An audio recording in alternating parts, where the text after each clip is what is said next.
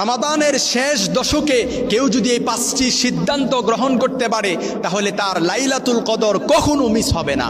এই 5টি সিদ্ধান্ত অনুযায়ী যদি আমল করতে পারেন তাহলে লাইলাতুল কদর আপনার কখনো মিস হবে না। আল্লাহর হাবিব সাল্লাল্লাহু আলাইহি সাল্লাম বলেছেন, কানা মুলতামিসুহা ফালইয়ালতামিসুহা ফিল আশরিল আওয়াখির মিন রমাদান।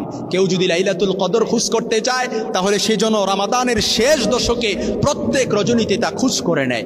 এজন্য রমজান মাসে লাইলাতুল কদর এটা হচ্ছে অধিক মর্যাদাপূর্ণ রাত্রি।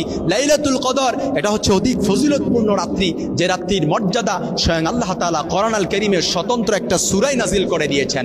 এমনই কি বলেছেন, লাইলাতুল কদরি খায়রুম মিন আলফি শাহর।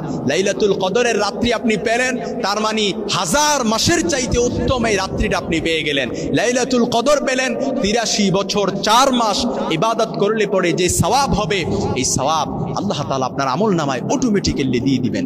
এজন্য লাইলাতুল কদর যদি মিস না করতে চান, প্রথম নাম্বার যে আমল করবেন, প্রত্যেক রজনীতে রমাদানের শেষ দশক যখন শুরু হয়ে যাবে, প্রত্যেক রজনীতে আপনি কদরের নিয়ত করে 2 রাকাত করে আপনি সালাত আদায় করবেন। যদি পারেন 4 রাকাত পড়বেন, 6 রাকাত পড়বেন, 8 রাকাত পড়বেন।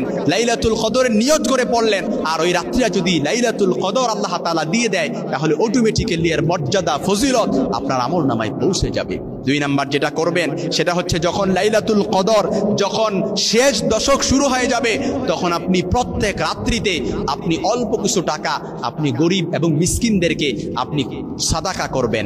এর দ্বারা সিগনিফিকেন্স গুরুত্ব হচ্ছে, আপনি বলবেন যে হুজুর আপনি গরিব মিসকিন আমি রাত্রিবেলা কোত্থেকে পাবো? গরিব মিসকিন আপনি রাত্রিবেলা পাওয়া লাগবে না, ছোট্ট একটা সাদাকা বক্স আপনি তৈরি করবেন। মিসকিন আর গরিবদের সাদাকা করার উদ্দেশ্যে প্রত্যেক রাত্রিতে আপনি এই জায়গায় দান করবেন, সাদাকা করবেন বক্সের মধ্যে। তারপর দিন হলে এই বক্সের টাকাগুলো আপনি গরিব আর মিসকিনদের মাঝে বিলিয়ে দিবেন। কারণ আল্লাহ তাআলা লাইলাতুল কদরের রাত্রির ফজিলতের কথা বলেছেন, দিনের মর্যাদার কথা বলে নাই। লাইলাতুল কদরি খায়রুম মিন আলফি শাহর। লাইলাতুল কদরের রাত্রিটা হচ্ছে অধিক মর্যাদাপূর্ণ, 1000 মাসের চাইতে উত্তম। এজন্য রাত্রিবেলা সাদাকা করবেন। ওই রাত্রিটা যদি কদরের রাত্রি হয় তাহলে 83 বছর 4 মাস দান করলে পরে যেই সওয়াব হতো, ওই সওয়াব আল্লাহ তাআলা আপনার আমল নামায় অটোমেটিক্যালি দিয়ে দিবেন।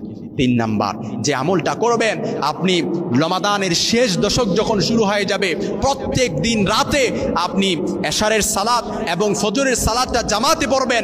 এর দ্বারা সিগনিফিকেন্স গুরুত্ব হচ্ছে, আল্লাহ রাসূল সাল্লাল্লাহু আলাইহি সাল্লাম বলেছেন, কেউ যখন এশারের সালাত এবং ফজরের সালাতটা জামাতে পড়ে, সারা রাত জামাতে নামাজ পড়লে পড়ে যে সওয়াব হতো, ওই সওয়াব আল্লাহ তাআলা তার আমল নামায় অটোমেটিক্যালি দিয়ে দিবেন।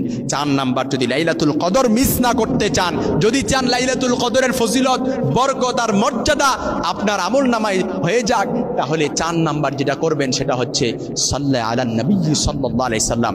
রাসূল সাল্লাল্লাহু আলাইহি সাল্লামের প্রতি দরুদ ও সালাম পেশ করবেন। তাহলে ওই মর্যাদা, ওই রাত্রিটা যদি লাইলাতুল কদর রাত্রি হয়ে যায়, তাহলে রাসূল সাল্লাল্লাহু আলাইহি সাল্লামের প্রতি 83 বছর 4 মাস দরুদ পড়লে পড়ে যে সওয়াব হতো, ওই সওয়াব আল্লাহ তাআলা আপনার আমল নামায় দিয়ে দিবেন। 5 নাম্বার যেটা করবেন সেটা হচ্ছে, লাইলাতুল কদরের রাত্রি অর্থাৎ লাইলাতুল কদরের রাত্রির মর্যাদা এবং ফজিলত পাওয়ার জন্য রমাদানের শেষ দশক থেকে একেবারে চাঁদ উদিত হওয়া পর্যন্ত, শাওয়ালের চাঁদ উদিত হওয়ার আগ পর্যন্ত আপনি কোরআন তেলাওয়াতে মশগুল থাকবেন। কারণ লাইলাতুল কদরের মর্যাদার ফজিলত হয়েছে শুধুমাত্র কোরআনের কারণে।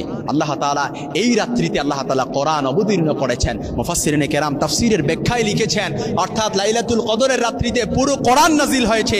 পরবর্তীতে রাসূল সাল্লাল্লাহু আলাইহি সাল্লামের প্রয়োজন মাফিক ধারাবাহিক অনুযায়ী এই কোরআন দীর্ঘ 23 বছরে বিভিন্ন বিধান, নিয়ম কানুন, পদ্ধতি আল্লাহ রাসূল সাল্লাল্লাহু আলাইহি সাল্লামের কাছে কোরআন অবতীর্ণ হয়েছে দীর্ঘ 23 বছরে।